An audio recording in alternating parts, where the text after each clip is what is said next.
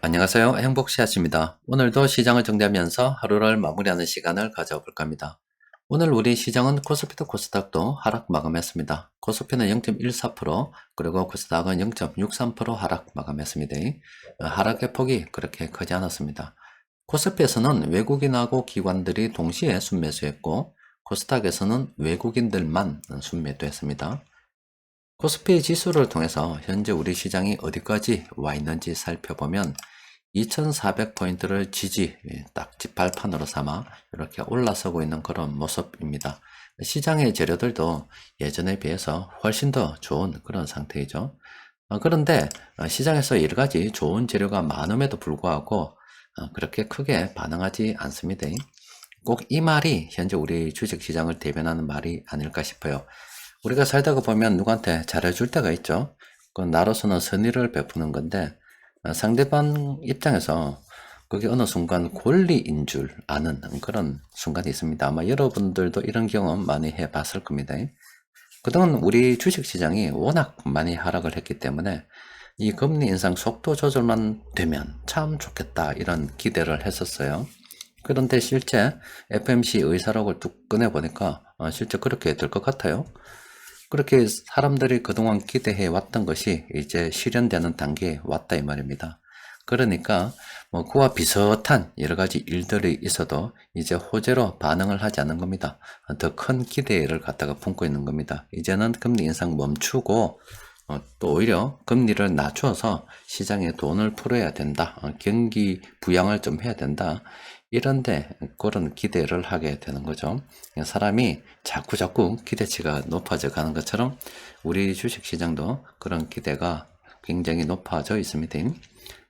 오늘 우리 시장 정리를 좀 해보면은 조금 이례적인 상황이 있습니다. 보통 외국인들이 매수를 많이 하면 전기전자 업종으로 매수가 많은데 오히려 전기전자 업종을 이렇게 팔았어요. 철강 금속 업종으로 때 아니게 이렇게 많은 순매수가 있었습니다. 그리고 철강 금속 업종을 제외하고 나머지 업종들을 보면 다른 날보다 거래가 그래 많지 않죠. 거래가 소강되어 있는 그런 상황입니다. 그러면 철강 금속 업종에 무슨 일이 있었기에 저런 식으로 이 기탁에서 팔았고 외국인들이 매수한 걸로 봐서 보통 이 기탁에는 이 법인의 물량이거든요. 이게 외국인들한테 그냥 그대로 넘어간 거예요. 이거는 따로 자기들끼리 계약을 장외에서 어떤 계약을 했을 겁니다. 그러면 어떤 게 있나 살펴보면 지금 오늘 철강 금속 업종 쭉 수급을 들여다 봤을 때 고려 아연이 좀 특이합니다. 다른 종목들하고 좀 다르죠. 고려 아연 쪽으로 특이한 수급적 상황이 발생이 됐다 이 말입니다. 그래서 고려 아연 지금 쭉 차트를 보니까 뭐 현 상황에서 우리가 접근할 만한 그런 상황은 아닙니다. 어딜 보고 지금 이걸 가지고 긍정적으로 보고 접근을 하겠어요. 우리가 지금 접근할 만한 그런 상황은 아닌데 그래도 무슨 일이 일어났는지 궁금해서 좀 살펴보니까 이 지분 경쟁이란 말들이 자꾸 나옵니다. 그래서 관련 기사를 보니 이런 이야기가 있어요. 이번하고 이제 지분 경쟁을 하고 있다 이런 내용인데 뭐 신문 기사에 잘 해놨습니다. 정리를 해놨어요. 실제 뭐 네이버 같은 경우도 이렇게 지분 현황을 갖다가 종목 분석해서 살펴보면 잘 나와 있죠. 그런데 간혹 보면 이런 특별한 일이 있을 때 신문을 봐도 이렇게 잘 정리가 되어 있어요. 이런 식으로 해서 지금 고려 아연의 지분 현황이 이런데 장시, 최씨 뭐 이렇게 나와요. 이분들이 지금 지분 경쟁을 하고 있다. 그 과정에 지금 안에 있는 그 법인의 물량이 외국인들한테 넘어간 그런 상황입니다. 어쨌든 간에 이 지분 경쟁이 있다 보니 그 과정에서 물량이 넘어간 거고 우리는 그분들이 지분 경쟁을 하든지 말든지 간에 신경을 꺼야 됩니다. 왜 그러냐면 이 지표상으로 봐서 어딜 보고 우리가 들어가야 됩니까? 들어가기 그렇죠. 우리가 들어가야 될 시점은 이런 시점입니다. 이런 시점이고 파란색이 자꾸 보이는 이런 시점은 분할 매도를 해야 되는 시기이고 특히나 이런 식으로 선에 한번 딱 꺼졌다 그러면 초보자들은 그나마 어떻게든 한번 가볼 만한데 이 구간은 들어가면 안 된다라고 말씀드렸죠. 그러니까 그 사람들의 일입니다. 싸우고 찢고 볶든 하든 간에 걔들 이르고 우리가 관심 가질 바는 아니다 이 말입니다. 매수 관점에서 접근하거나 이럴 필요 전혀 없습니다. 그래서 걔들 싸우고 있네 이런 식으로 생각하시면 될 것 같아요. 자, 수급 분석표 검색을 통해서 오늘 세력들이 공통적으로 매수한 종목을 보니까 이렇게 5개 종목이 있습니다.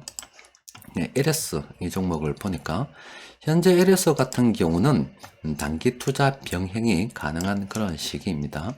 제가 단기 투자 병행 가능한 시점에 대해서 말씀을 드렸죠.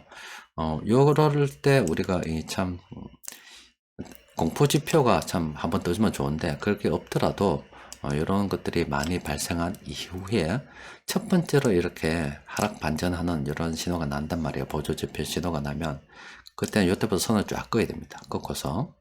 그러면 이때부터는 단기 투자 병행 가능한 시기로 보면 돼요. 그럼 어떻게 봐야 되느냐? 이런 밑에 이 세력들, 이건 외국인들 수급만 나와 있는데 이 세력들 전반적인 이 수급을 잘 살펴보고 이 차트 색깔 좀 잘 살펴보고 딱 살펴보고서 이 하락을 멈추고 올라가는 이런 하여튼 파란색 구간에서 분할 매도해서 들어가면 돼요. 매수해서 들어가면 됩니다. 그러면은 이 매도는 언제 하느냐? 이렇게 하락 반전 신호가 찍히면 분할 매도 해도 됩니다. 팔아도 돼요. 그러니까 이때 매수해서 이때 팔아라 이 말을 쉽게 이야기하면은 굉장히 요 시간이 얼마 걸리지 않기 때문에 한두 달 걸리죠. 그러면 이 정도는 뭐 단기 투자로 볼 수 있다 이 말입니다. 그러니까 요 구간에서는 굉장히 높은 성률로 우리가 단기 투자를 할 수가 있다. 그 구간이다.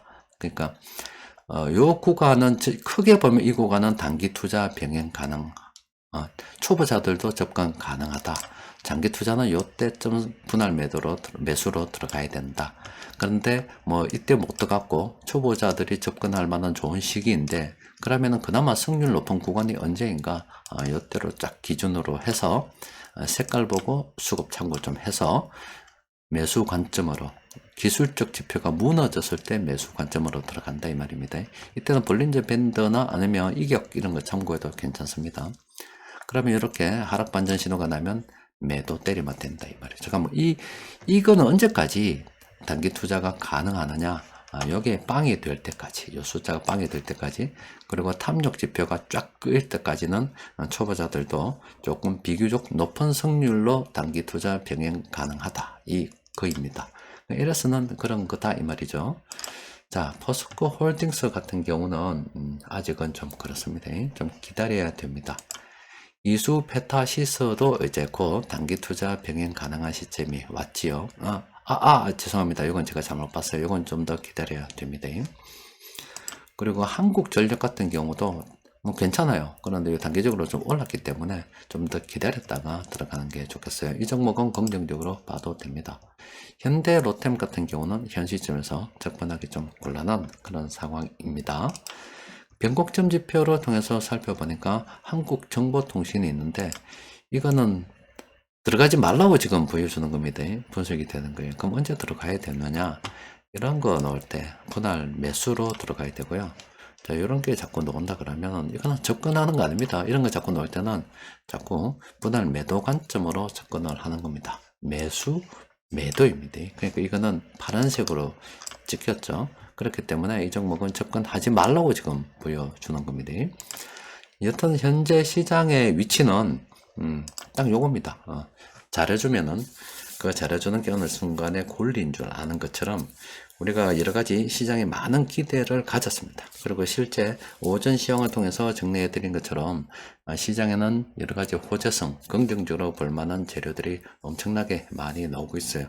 그런데 이제 그게 이제 자꾸 처음에는 긍정적인 재료 하나만 있으면 좋겠다. 심지어 긍정적인 재료가 없다 손 치더라도 우리가 불과 한두 달 전을 가보면 뭐 자꾸 뭐라도 조금이라도 뭐 꼬투리가 있으면 긍정적으로 보려고 했던 시기가 있었죠.